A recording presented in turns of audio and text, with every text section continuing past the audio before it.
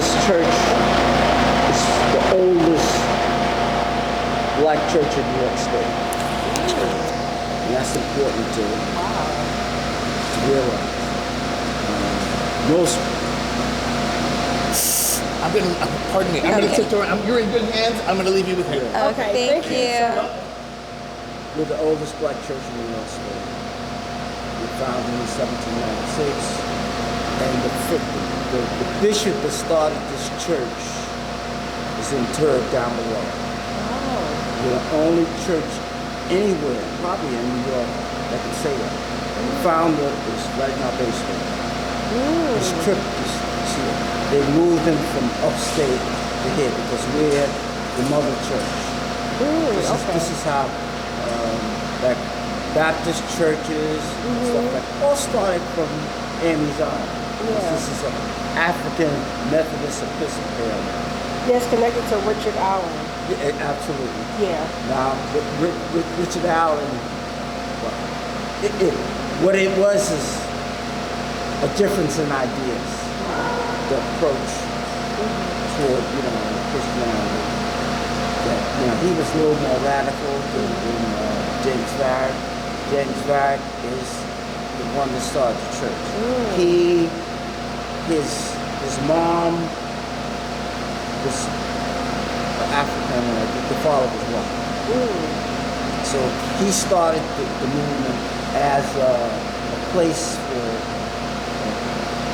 slaves to get together and to worship. It didn't start as a church. It started more or less as a movement, a place where people could come.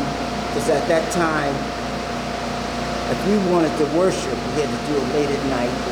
When you finish working all day, that type of situation. So he started the movement in 1796. And by 1800, I think we had our first church. But again, what's significant about this place is that this was part of the Underground Railroad. We have at least one parishioner, as I know, her house was actually part of the Underground Railroad. And I found this out because I'm an electrician. I had done some work at the house, and I saw something that looked like a tunnel to me. So I asked her what it was, and she said that she didn't know. That's what she saw all her life, because she actually, where she lived, she was raised in the house. So I questioned her about it. She says, but I'm going to ask my uncle what it is. So she asked the uncle, when about 2 weeks later, when I went back, she told me that the uncle told her that it was part of the Underground Railroad, but don't tell anybody. This is how it was back then. Everything had to be secretive because you didn't want white people to find out because they'd come and kill you. But anyway, she don't live too far from me, and her particular area where she is, I do believe that several of those houses were involved in it. So her house must be well over 100 years old. And she's doing renovations in there. She was born and raised in the house. Her parents lived there. I think they got it from their parents, one of those things. And this church, Sojourner Truth, Harriet Tubman, Madam E.J. Walker, they were all members here. Wow, Madam C.J. Walker too. Yes. That's awesome. Paul Robeson, which is a baritonist. Right. You might know him. And he lived in West Philly as well. Like his house is literally around the corner from where I grew up. Yeah. Is that right? Yeah. You from West Philly? I'm from Philly, yeah. I worked at the Navy Yard for 4 years. Oh, okay. My sister lived in West Philly. I'm from West Philly. Yeah. You lived there also? Oh. And Michelle is from Hong Kong. Yeah, different side of the world. Yeah. From where? Hong Kong, China. Oh. Oh, okay. Yeah. Okay. Yeah, so I she- always wanted to go there. Yeah. It's a nice place. Yeah, so this particular church in this area, it has more history than almost any of them that you get. Right on this block, these people don't even know.